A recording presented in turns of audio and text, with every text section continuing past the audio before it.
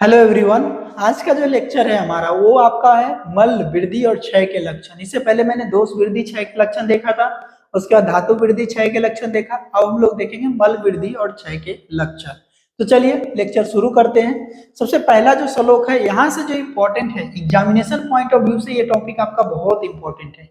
क्यों इंपॉर्टेंट है? क्योंकि यहाँ से 5 मार्क्स के क्वेश्चन आपका इस टॉपिक से, यही टॉपिक आपसे पूछा जाएगा। ठीक है, डायरेक्ट 5 मार्क्स से क्वेश्चन बन सकता है। उसके बाद एआईपीजीटी में यहाँ से क्वेश्चन आपके बनते हैं, पहले भी बने हैं और अभी भी इससे बनेंगे यहाँ से क्वेश्चन, तो समझिएगा। सबसे पहला इंट्रोडक्शन है, दोष धातु मला मूला ही शरीर। मतलब दोष धातु मला मूला ही शरीर, मतलब जो हमारा शरीर है, जो हमारा बॉडी है, उसका रूट या मूल क्या है? तो दोष धातु और मल है। दोष मतलब कौन कौन दोष? वात, पित्त और कफ। धातु मतलब रस, रक्त, मांस, मेद, पता है ना, रस, रक्त, मांस, मेद, अस्थि, मज्जा, शुक्र। और मल, मल मतलब जो वेस्टेज है, इसमें क्या होता है? मूत्र, पुरुष और स्वेद भी शरीर। ठीक है, अब धातु मल भी हो सकता है। यहाँ पर मल सिर्फ जो है, सिर्फ ये मल नहीं है, आहारज मल नहीं है, धातु मल भी इसमें बात करेंगे।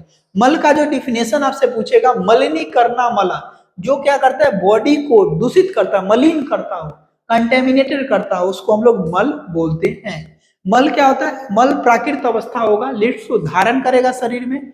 अगर मल आपका प्राकृत अवस्था में होगा तो बॉडी को स्टेबलाइज करेगा, धारण करेगा। ठीक है, अगर कंटेमिनेटेड हो जाएगा, दूषित हो जाएगा, तो उसके कारण क्या होगा? मलिनीकरण करेगा शरीर का, यानी विषयेशन होगा, दूषित होगा आपका शरीर। ठीक है, आपके शरीर को क्या करेगा? वो दूषित करेगा, जो मल होगा वो। अब मल तीन तरह से होगा, बृहत मल, ठीक है, ख मल और धातु मल। बृहत मल में क्या होता है? घन मल हो, पुरुष, द्रव्य मल और श्वेत और मूत्र हो गया। तो जो बृहत मल जो हो गया आपका, इसमें क्या क्या आता है? घन मल, पुरुष, उसके बाद क्या आता है? श्वेत और मूत्र और द्रव्य मल जो होता है ये। ख मल में आपका क्या होता है? जो कैविटी जहां जहां है वहां का, जैसे कैविटी हमारे कान में है, नाक में है, तो ये जो नाक है, तो नाक है, कान है, जहां जहां खाली जगह है उसमें जो मल होगा उसको हम लोग ख मल बोलेंगे। बृहत मल मतलब जो फूड सब्सटेंस बाहर से लेते हैं, उसके डाइजेशन के बाद जो मल हमारे बॉडी से बाहर निकलता है उसको हम लोग बृहत मल बोलते हैं। समझ गए बच्चों? वैसा मल होता है, समझ गए? धातु मल मतलब क्या होता है? जो दोस्त धातु जो है सातों, चाहे वो रस, रक्त, मांस में, दस्ती, मज्जा, शुक्र है, तो ये जो सारे धातु है, तो उस धातु के जो मल होते हैं उसको हम धातुज मल बोलते हैं। अब यहाँ पर ये श्लोक आप याद कर लो, ठीक है, एग्जाम में आपके आएंगे और वहां पर आपको प्रॉब्लम होगी धातु मल के लिए। जो ये श्लोक है आप याद कर लो तो ज्यादा सही रहेगा। ठीक है, क्योंकि 5 मार्क्स में पूछा जाता है तो आपको वहां पर डायरेक्ट लिखना पड़ेगा। ठीक है, कफ पित्तम क्या होता है? कफम पित्तम, कफम पित्तम लखेसु प्रस्योदो नख रोमच। ठीक है, कफम पित्तम मतलब कफ पित्त, कफ हो गया, पित्त हो गया, नख, नखेसु, नखेसु स्वेदो नख रोमच, नखेसु स्वेदो नख रोमच। नख एसु, नख एसु मतलब क्या होता है? समझिएगा, पित्तम लखेसु प्रस्वेद नख रोमच नेत्र विट त्वक चक्षु स्नेह धातु नाम क्रमशो मला। क्रमशो मला मतलब रस, रक्त, जो धातु के क्रमशो के लिए यूज किया है, रक्त, रस, रक्त, मांस, मेद, अस्थि, मज्जा हो गया। ठीक है, तो यहाँ पर जो रस के लिए, ये अगर श्लोक याद नहीं करना तो कम से कम इतना तो याद कर लो बउआ, रस का जो है वो क्या है? कफ है। रक्त का क्या है? पित्त है, पित्तम लखेसु प्रस्वेदो। लखेसु जो रक्त के बाद मांस धातु का नासिका और कर्ण का जो मल है, जो कैविटी का मल है वो। ठीक है, उसके बाद स्वेद, ठीक है, रस, मेद का जो, मेद धातु का क्या होता है? स्वेद होता है। ठीक है, मेद धातु का स्वेद होता है। और अस्थि का क्या है? नख रोमच, नख जो है, नेल्स जो है वो रोम आपका हो गया। नेत्र विट त्वक, मज्जा का जो है नेत्र विट त्वक है। चक्षु स्नेह धातु नाम क्रमशो। ठीक है, और शुक्र धातु का जो मल है ओजस है। तो यहाँ पर जो धातु के जो मल है उससे आपके क्वेश्चन होते हैं, कई बार पूछे गए हैं। ठीक है, अब यहाँ पर जो आचार्यों के अकॉर्डिंग जो दिया गया, यहाँ से इंपॉर्टेंट पॉइंट है, या पीजीटी पॉइंट ऑफ व्यू से इंपॉर्टेंट है। जैसे कि भागवत ने कहा है ओजस इज द मल ऑफ शुक्र धातु। आचार्य भागवत जी ने कहा है कि जो ओज है वो क्या है? ओजस जो है वो मल है शुक्र धातु का। सारंगधर के अकॉर्डिंग जो है वो क्या है? सारंगधर ने एक्सप्लेन किया, मल फॉर ऑल धातु के मल के लिए एक्सप्लेन किया। भाव प्रकाश शुक्र डज नॉट है मल, भाव प्रकाश ने कहा है कि शुक्र के पास मल नहीं है। तो ये सब आपके पूछे हुए क्वेश्चन है जो यहाँ पर मैंने ला के रख दिया है। डिफरेंट अलग अलग अग्नि एक्ट करती है, ठीक है, लेकिन मल अब्सेंस ऑफ मल फॉर शुक्र, ठीक है, लास्ट में सबसे ज्यादा शुक्र के बाद कोई धातु तो बनता नहीं है। जैसे समझिएगा, रस से आपका रक्त बन रहा है तो ही ना इसका मल निकल रहा है रस का, लेकिन शुक्र के बाद कुछ तो बन नहीं रहा है। तो जो शुक्र जो है उसका जो मल है, कुछ लोग मानते हैं कि वो जो उसका मल है, लेकिन कुछ लोग मानते हैं कि सार पार्ट जो प्योरेस्ट फॉर्म ऑफ शुक्र है, शुक्र का जो प्योरेस्ट फॉर्म है वही आपका ओज है, ठीक है। अब शरीर प्रक्रिया में देखिए, आहार लिए फूड सब्सटेंस लीजिएगा तो यहाँ से जब फूड सब्सटेंस पचेगा तो दो भाग मिलेगा, एक सार भाग मिलेगा जिसको इंग्लिश में लिख देता हूं प्योर पार्ट, और किट भाग, किट भाग है मतलब इम्प्योर पार्ट। कैसा इम्प्योर पार्ट जो है वो मिलेगा बच्चों, जो बेस्ट वाले पार्ट है वो मिलेगा, इम्प्योर पार्ट मिलेगा, ठीक है। तो जो सार पार्ट जो है वो क्या करेगा, उत्तरोत्तर धातु, जैसे कि रस धातु का जो आहार रस आया तो रस का पोषण करेगा, फिर रस से रक्त का, रक्त से मांस का, मांस से मेद, मेद का, ठीक है। तो उत्तरोत्तर धातु का पोषण करेगा। तो जब धातु का पोषण करेगा तो यहाँ पर दो कंडीशन क्रिएट हो सकता है, एक होगा वृद्धि, दूसरा होगा क्षय, और तीसरा क्या होगा नॉर्मल कंडीशन, ठीक है। तो धातु की वृद्धि और क्षय जो कंडीशन होगा, धातु की वृद्धि होगी और क्षय होगा, तो वैसे कंडीशन में क्या होगा, धातु के वृद्धि और क्षय के कंडीशन में क्या होगा, डिजीज होगा, यानी रोग होगा। यहाँ पर यही कहा गया वृद्धि और क्षय अगर होगा तो रोग होगा, इक्विलिब्रियम कंडीशन में होगा तो कोई रोग नहीं होगा, ठीक है। कीट भाग क्या होगा, इलिमिनेटेड हो जाएगा 13 वेग के द्वारा, जो वेगान धारियत द्विता विनोद छवच्छु सुधाम निद्रा का श्रम श्वास जरम्बा सूची आदि रेत साम आपने पढ़ा है, वो जो 13 वेग है उसके द्वारा बॉडी से बाहर आ जाएगा।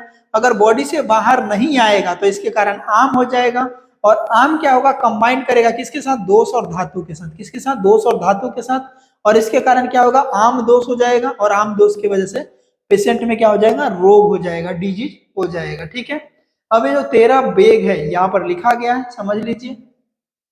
वात, अधोवात की बात किया गया, अधोवात, बात, अधोवात, उदरवात, मूत्र, निंद्रा, अस्त्रजा, क्षुधा, जृंभा, श्रम श्वास, शब्दु, काश, त्रिद, छर्दी, रेतस, ये सब आपका जो है 13 जो है आपका बताया गया है टोटल, ठीक है। जो 13 वेग है, ये जो 13 वेग है, ठीक है, ये कितने वेग है बच्चों, ये जो टोटल जो 13 वेग है, चाहे वो आपका वात हो, अधोवात हो, मूत्र हो, निंद्रा हो, सृज हो, क्षुधा हो, जृंभा हो, श्रम श्वास हो जो सांस चढ़ती है वो हो, ऊर्ध्ववात हो, छब्दु हो, कांस हो, त्रिद हो, छर्दी हो, रेतसा हो, तो ये क्या होता है, बॉडी से बाहर इलिमिनेट हो जाता है, ठीक है। अब देखिए कंटेंट ऑफ इलिमिनेशन, जो हमारे बॉडी से जो बाहर जो कंटेंट निकलता है वो क्या होता है, अनडाइजेस्टेड फूड मटेरियल होता है, ठीक है, रेसिडुअल प्रोडक्ट होता है, टॉक्सिन होगा, अदर बायोकेमिकल वेस्ट होगा, माइक्रोबियल वेस्ट वगैरह होता है, ठीक है।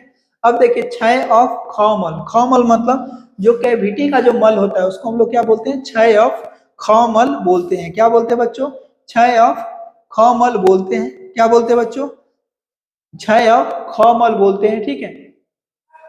यहाँ पर देख लीजिए, यहाँ पर आपका हो गया कंटेंट हो गया। अब देखिए क्षय ऑफ खौमल, जो कैविटी का जो मल है उसके अगर क्षय हो जाएगा तो उसके वजह से क्या होगा, देखिए मलाना अति सूक्ष्म नाम दुर्लक्ष्य क्षयेत क्षयम, मतलब क्या होगा, उस मल का क्या हो जाए, क्षय हो जाएगा, तो उसके बाद क्या, स्वमलायन संशोष, तो शोष तो शून्यत्व लागव, ठीक है। तो क्या हो जाएगा, मल जो है जो सूक्ष्म है, जो मल आपका क्या हो जाएगा, मलानम अति सूक्ष्म, मतलब मलन जो है अति सूक्ष्म हो जाएगा, मल जब डिक्रीज कर जाएगा तो वो सूक्ष्म हो जाएगा, ठीक है। दुर्लक्ष्य, उसके वजह से लक्ष्य क्या दिखेगा, दुर्लक्ष्य दिखेगा, उसके वजह से जो लक्षण दिखेगा उसमें आपका क्या होगा, लक्ष्य क्षयम, क्षय के जो लक्षण दिखेगा उसमें क्या होगा, स्वमलायनम में मल की वजह से क्या होगा, क्षय होने की वजह से क्या हो जाएगा, सोस, सोस मतलब क्या होगा, ड्राइनेस, इमेसिएशन, पतला दुबला हो जाएगा पर्सन। तोद, तोद का मतलब क्या हो जाएगा, पेन होगा, सुई चुभने जैसा पेन होगा, सोस तोद हो गया। उसके बाद शून्यत्वम, शून्यत्वम मतलब जैसे जितनी भी कैविटी है वहां पर जीरो हो जाएगी, उसमें कुछ मल का नहीं, कुछ नहीं दिखेगा। लाघवत्वम, जिसके कारण क्या होगा, बॉडी जो है हल्कापन महसूस होगा। ये क्या होगा, खमल के क्षय की वजह से। खमल अगर वृद्धि होगा, एवं च लक्ष्य, एवं च लक्ष्य दूषिकादीनाम पिघला बाहुल्य गुरुत आदि भी, ठीक है, तो दूषित करेगा। अगर वो मल बढ़ेगा तो क्या क्या बाहुल्यम हो जाएगा, उसका डोमिनेंसी हो जाएगा, दूषित कर देगा। और उसके कारण क्या होगा, हेवीनेस, जो क्या होगा, गुरुता। गुरुता मतलब बॉडी में भारी भारी महसूस होगा, जैसे आपको कॉन्स्टिपेशन हो जाती है तो पूरा शरीर भारी भारी महसूस होता है ना, डायरिया हो जाता है, शरीर हल्का हल्का महसूस होता है ना, ये कंसेप्ट आपका हो गया। क्षय ऑफ पुरुष, क्षय ऑफ पुरुष की बात करें तो पुरुष का जब क्षय होगा, कहता है हृदय पार्श्व पीड़ा, हृदय मतलब चेस्ट रीजन में आपको क्या होगा, पेशेंट को पुरुष अगर का क्षय हो जाएगा तो हृदय मतलब चेस्ट में पेन होगा, पार्श्व पीड़ा चेस्ट और फ्लैंक रीजन में क्या होगा, पीड़ा, पीड़ा मतलब पेन होगा। सशब्द वायोरो उधर्व गमन, जैसे गुरगुर साउंड जो होगा, ऊपर की तरफ जो गुरगुर गुरगुर साउंड मिलेगा, ठीक है। कुक्षो संचरण मतलब गर्गलिंग साउंड जो है पूरे बॉडी में, जो गर्गलिंग साउंड आपको देखने को सुनने को मिलेगा। अष्टांग हृदय सूत्रस्थान 11वां अध्याय का 21वां श्लोक बोला गया, पुरुषे वायुर अंतरानी सशब्दो वेस्ट या निव, मतलब क्या पुरुष जो है अगर उसका क्षय हो जाएगा तब जो अंतर वायुर अंतरानी, क्या वायु जो है अंतरानी क्या करेगा, वेस्ट निव मतलब जो जो बीट है, जो फिकल मैटर है वो बॉडी से बाहर निकलते रहेगा, लेकिन वायु जो है ऊपर की तरफ मूव करेगा। कुक्षो मतलब जो कैविटी जो आपका क्या पेट है, एब्डोमेन कुक्षो बोलते हैं, भ्रम दिखेगा। और उधर्व हृत पार्श्व पीडनम, और चेस्ट वगैरह इस समय क्या होगा, हृत पार्श्व पीडनम मतलब चेस्ट और फ्लैंक रीजन वगैरह में पेन दिखेगा। और भ्रिंसम, ठीक है, भ्रिंसम मतलब जो आपके जो आंखों क्या होगा, अंधेरा वगैरह छाने लगता है, ठीक है। सुश्रुत ने क्या बोला है, छीनो सकृत, छीन हो जाएगा मतलब क्षय होगा, किसका, सकृत मतलब स्टूल का, तो क्या होगा, सकृत। च अंतरानी पीडियन नीव मारुतम मतलब क्या होगा, पीडन मतलब पेट में दर्द होगा। और मारुतम वायु किधर की तरफ मूव करेगा, ऊपर की तरफ मूव करेगा। उसके बाद रुक्षस्य अन्न अन्य कुक्षिता ऊर्ध्व गच्छति, ऊर्ध्व गच्छति, वायु क्या करेगा, ऊपर की तरफ मूव करेगा और रुक्षता महसूस होगा। ये आपको बताया है किसमें, जो सुश्रुत ने बताया, कोई एक श्लोक याद रखो चलेगा। मूत्र क्षय का जो लक्षण क्या होगा, ये भी आपका इंपॉर्टेंट है, ठीक है, पूछा जाएगा। धातु क्षय धातु वृद्धि के लक्षण डायरेक्ट। मूत्र क्षय में क्या होगा, बस्ती तो दो, बस्ती मतलब क्या होता है, यूरिनरी ब्लाडर होता है, तो यूरिनरी ब्लाडर में क्या होगा, तो दो मतलब पेन होगा।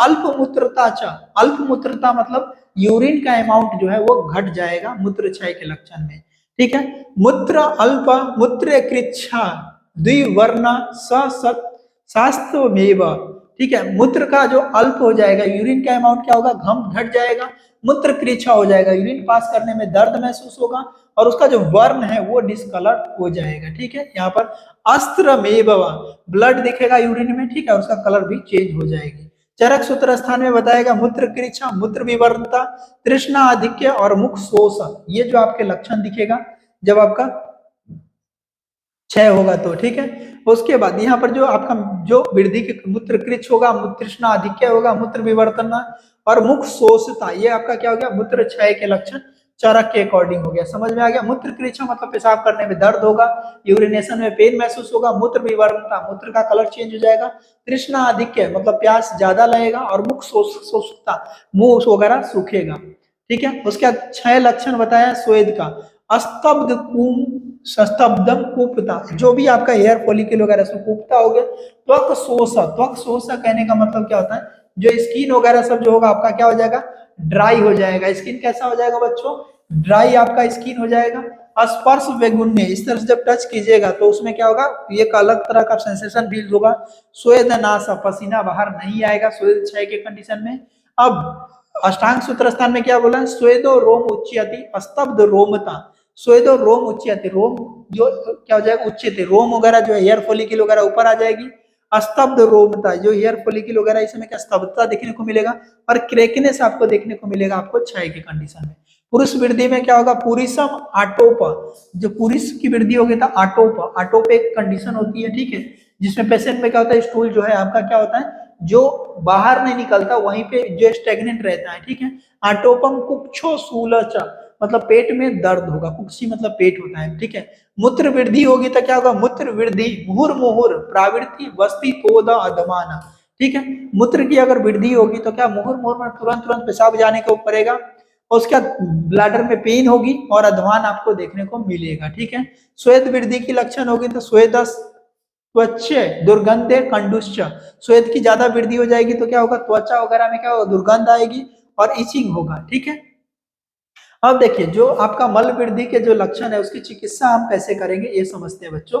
मल वृद्धि के जो कंडीशन होंगे तो उसमें ट्रीटमेंट आपको कैसे करना है। ठीक है, अगर पुरुष वृद्धि हो गया है तो अतिसार चिकित्सा, अतिसार चिकित्सा मतलब जो डायरिया का जो ट्रीटमेंट है वो आपको करना है। पुरुष क्षय अगर हो गया है तो आपको क्या करना है, मेष आजा और यव मांस वगैरह जो पुरुष की वृद्धि करने वाला चिकित्सा है वो आपको करना है। मूत्र वृद्धि अगर हो गई है तो प्रमेह चिकित्सा करना है। मूत्र का क्षय हो गया तो इक्षु रस मंड द्रव्य, अब उसके बाद के मधुर अम्ल लवण रस वगैरह से करना है ताकि उपक्लेद बढ़े, वाटर कंटेंट हमारे बॉडी में बढ़े। स्वेद का क्षय हो गया है तो व्यायाम अभ्यंग और स्वेदन कराना है। स्वेद वृद्धि हो गया है तो क्या करना है, शीत वीर्य युक्त द्रव्य वगैरह सेवन कराना है पेशेंट को। ठीक है, मल जो होता है वो क्या करता है, एलिमिनेशन ऑफ मीडिया की तरह काम करता है। ठीक है, अगर बात करें इन विरेचन, क्या होता है विरेचन में, क्या होता है इन विरेचन में क्या होता है, जो विरेचन एक चिकित्सा होता है जिसमें हम क्या करते हैं, जो स्टूल वगैरह को हम पास कराते हैं। ठीक है, इन विरेचन वेयर पुरुष, पुरुष जो होता है एक्ट करता है मीडिया ऑफ दोष, दुष्ट दोष को बॉडी से बाहर निकालने के लिए। ठीक है, in where sweat act as a media of elimination of dosha, पसीना निकालते हैं स्वेदन चिकित्सा के द्वारा, तो स्वेदन जब कराते हैं पसीना निकालते हैं तो वो भी आपका क्या करता है, मीडिया का काम करता है। विरेचन जो कराते हैं वो भी आपका दोष को बॉडी से बाहर निकालने का काम करता है। ठीक है, वृद्धि मलाना संघर्ष क्षय अति विसर्गितम। ठीक है, वृद्धि जो मल जो बढ़ गया है उसको क्या करना है, उसको क्षय कंडीशन में लाना है। और मलोचित देह संशया विरुद्ध सब पीडनम, ये इंपॉर्टेंट श्लोक नहीं है। ठीक है, अगर कोई भी मल हमारा है, ठीक है, मान लीजिए कोई मल अगर घट गया है तो उसको क्या करना है, mala can be assessed through the excess elimination और इंक्रीज कर सकते हैं अनडिजायरेबल एक्यूमुलेशन के द्वारा। अगर हमारे बॉडी में अगर इंक्रीज हो रहा है तो अनडिजायरेबल एक्यूमुलेशन हो गया। ठीक है, और अगर हमारे बॉडी से बाहर निकल गया है, ठीक है, increase is not consider trouble, then decrease because of the body being extremized और एक्यूमुलेटेड द वेस्ट प्रोडक्ट। ठीक, इस मल का इंपॉर्टेंस आपको डायरिया के कंडीशन में पता चलता होगा। ठीक है, तो आप सिंपली सी चीजें समझ सकते हैं, जो मल है वो भी हमारे बॉडी का एक पार्ट है, बॉडी का एक हिस्सा है, जो वेस्ट मटेरियल है, जितनी जरूरत है उतनी ही बॉडी से हमें बाहर निकालना है। ठीक है बच्चों, तो ये सारी चीजें समझ में आ गई, कुछ न समझ में आया हो तो जरूर पूछिए। ठीक है, आगे जैसे ही आपका डिजीज शुरू होगा तो और ज्यादा क्लियर होगा, यहाँ से क्वेश्चन ज्यादा नहीं आते हैं तो घबराना नहीं है। ठीक है बच्चों, जितना पढ़ाया इससे ज्यादा नहीं आएगा। मिलते हैं अगले लेक्चर में, तब तक के लिए बाय बाय।